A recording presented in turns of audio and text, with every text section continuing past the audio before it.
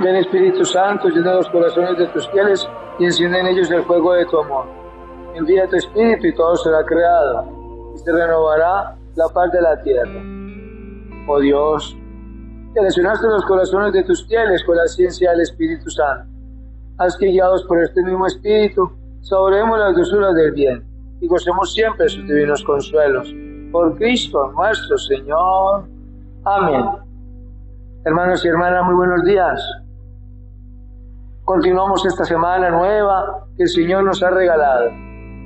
Hoy contemplamos el día martes, el segundo día de la semana de labores, oficios y actividades nuestros. Día especial en el que los cristianos honramos a la Madre de Dios en su advocación particular, muy querida en la Iglesia, como auxilio de los cristianos. La liturgia de la palabra hoy nos presenta un caso muy particular que bien valdría la pena que lo tuviéramos en cuenta. En el libro de los Números encontramos que el Señor recibe de parte de Aarón y María una queja, una crítica contra Moisés y contra Dios. ¿De qué y por qué motivo estaban hablando contra Moisés? No sé. Lo cierto es que el Señor les habló por medio de una nube, una columna de nube que se presenta. Citó en la tienda de encuentro a Moisés, a Aarón y a María. María, la del Antiguo Testamento, no es María, la Madre de Dios. Da la impresión que tiene que ver con la relación entre María y Aarón y Moisés. María sería, entre comillas, cuñada de Aarón. ¿Qué sucede? Sucede que el Señor los llama al frente de la tienda, fuera de la tienda. Él se presenta en la columna de nube, les habla, da testimonio de Moisés. Da testimonio de Moisés y dice: no he conocido a ningún siervo más fiel que Moisés. Y le reclama a Aarón y a María por haber hablado contra Moisés. ¿Cuál fue inmediatamente el castigo? Ojo, la consecuencia del pecado, la consecuencia del mal, la consecuencia de ir contra Dios. Fue que a María se le pegó una lepra en la que empezó a consumirse su cuerpo. La carne de su cuerpo empezó a consumir y se le iban pelando los huesitos, porque en eso consistía la lepra, que iba carcomiendo la carne, iba quedando el hueso pelado. Aarón y María hablaron a Moisés que estaban arrepentidos, que reconocían el pecado que habían cometido y que interviniera ante Dios para que curara a María de su lepra. Y Moisés hizo oración al Dios de Israel para intervenir por la salud de María a causa del pecado. Atención, descubramos, el pecado en el contexto del Antiguo Testamento se identifica con consecuencias materiales. Por eso en María viene la lepra, en otros viene la ceguera, la sordera, la mudez, la cojera, la lepra misma, el estar endemoniados y poseídos, etcétera, etcétera. ¿Ve? En el Nuevo Testamento ya no. En el Nuevo Testamento podemos entenderlo. Sigue siendo lepra. ¿Por qué? Porque la lepra va escondiendo la relación con Dios, la va tapando. Si la relación con Dios en mi carne es la pureza, la lepra es lo que viene y tapa la pureza. Y se entiende la lepra como los enemigos de Dios, como los perseguidores de sus hermanos, como los secuaces de Satanás, como los que obran, piensan y hacen mal, como cualquier otra actitud negativa. Eso es una lepra. Y cuando es lepra, entonces también le podemos decir, como ubicamos en el Nuevo Testamento, decimos desgraciado. Este es un desgraciado, sencillo, eso tiene nombre, desgraciado, sin, agraciado, sin la gracia de Dios. El que no tiene la relación con Dios es un pobre desgraciado. ¿Ven la diferencia? Entonces interviene Moisés para que curen por el pecado que habían cometido, hablando contra él y contra Dios, a María y a Aarón en su propia desgracia. En el Nuevo Testamento el Evangelio hace alusión a que una vez el Señor alimentó al pueblo con la multiplicación de los panes, entonces dice, apremió a sus discípulos para que se fueran a la otra orilla del lago donde estaban.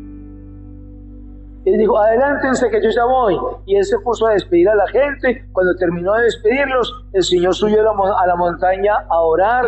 Ya era de noche. La palabra dice que era la cuarta vela. La cuarta vela de la noche más o menos se entiende hacia las 4 de la mañana, cuando está a punto de amanecer. Enseguida Jesús hizo que los discípulos subieran a la barca y se le adelantaran al otro lado, mientras él despedía a la multitud. Después de despedir a la gente, subió a la montaña para orar a solas.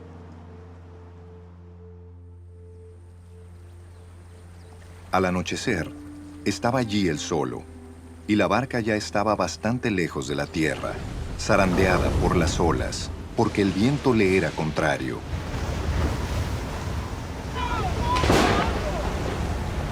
En la madrugada, Jesús se acercó a ellos caminando sobre el lago. Cuando los discípulos lo vieron caminando sobre el agua, quedaron aterrados. «¡Es un fantasma!», gritaron de miedo, pero Jesús les dijo enseguida, «¡Cálmense! Soy yo. No tengan miedo». «Señor, si eres tú», respondió Pedro, «mándame que vaya a ti sobre el agua». «Ven», dijo Jesús. Pedro bajó de la barca y caminó sobre el agua en dirección a Jesús. Pero al sentir el viento fuerte, tuvo miedo y comenzó a hundirse. Entonces gritó, «Señor, sálvame». Enseguida Jesús le tendió la mano y sujetándolo, lo reprendió. «Hombre de poca fe, ¿por qué dudaste?».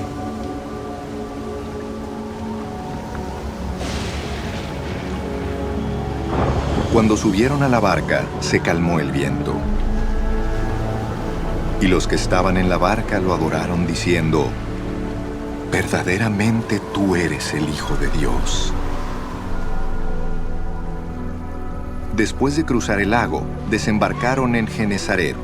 Los habitantes de aquel lugar reconocieron a Jesús y divulgaron la noticia por todos los alrededores. Le llevaban todos los enfermos, suplicándole que les permitiera tocar siquiera el borde de su manto, y quienes lo tocaban quedaban sanos. Y el Señor, caminando sobre las aguas, se fue al encuentro con sus discípulos. El viento era contrario, estaba soplando, y la barca entonces se la llevó fuera de la orilla.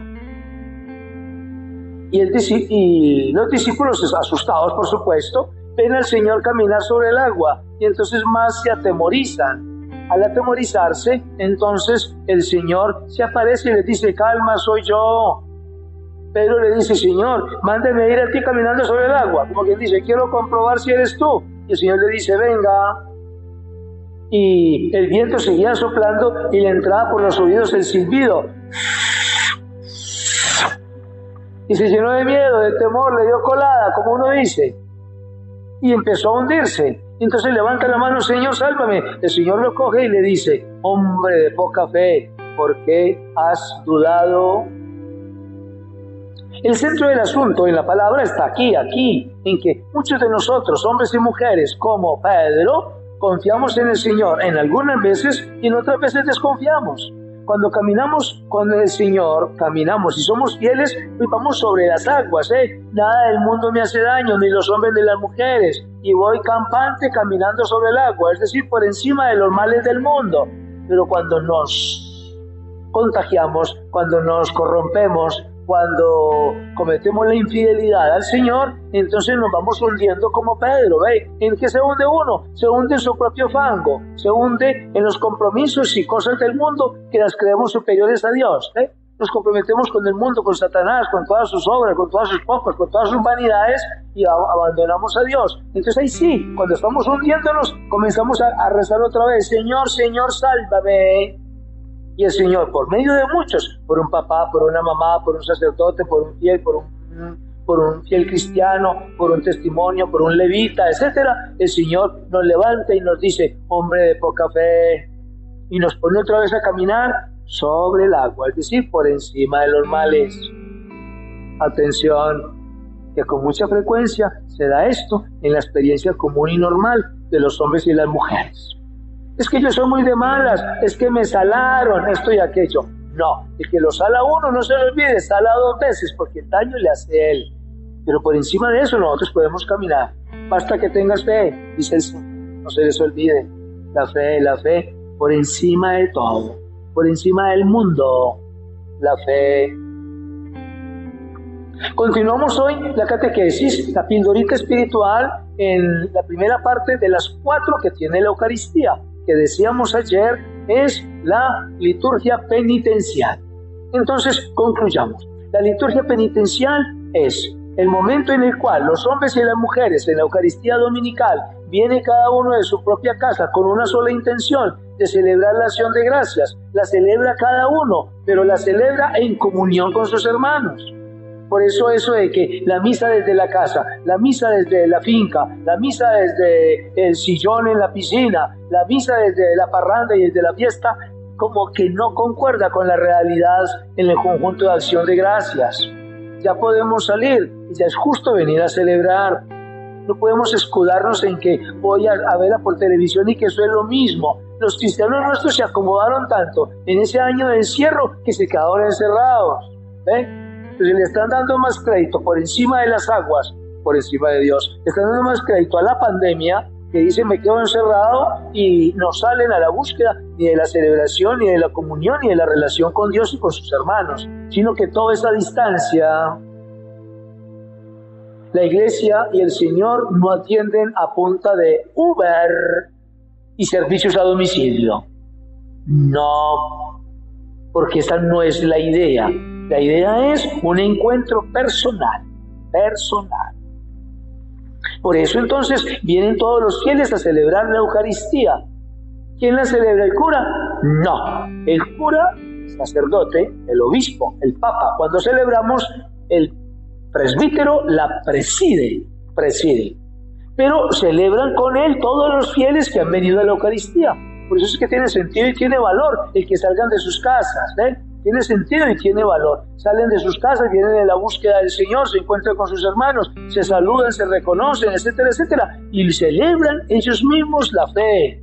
Cuando termina la celebración de la fe, ¿qué hace el sacerdote? Los despide. Padre, Hijo, Espíritu Santo, cumplan con su deber. ¿Dónde? En el mundo. ¿En qué espacio? Por encima de las aguas. No se hundan. Y a los que están hundidos, vayan y sáquenlos. A veces al papá, a la mamá, a los mismos hermanos o a los mismos hijos, hay que sacarlos del fango porque se están hundiendo. Esa es la misión. Primer momento de la palabra en la celebración de la Eucaristía, liturgia penitencial.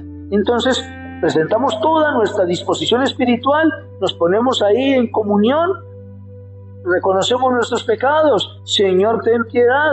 En domingo, gloria a Dios, porque reconocemos su grandeza y su infinitud como Dios. Y luego termina la primera parte con una oración que llama colecta. Oración colecta. ¿A qué suena colecta? Como a recoger, Pero ya no es plata, ya no es la ofrenda. Yo recojo las intenciones de todos y se las presento en una sola intención al Señor. ¿Ven que hacemos una sola oración? Esta oración se llama oración colecta, porque recojo las intenciones de todos los que vinieron a celebrar y se la presento al Señor. Con esa oración termina la primera parte de la Eucaristía, denominada liturgia penitencial.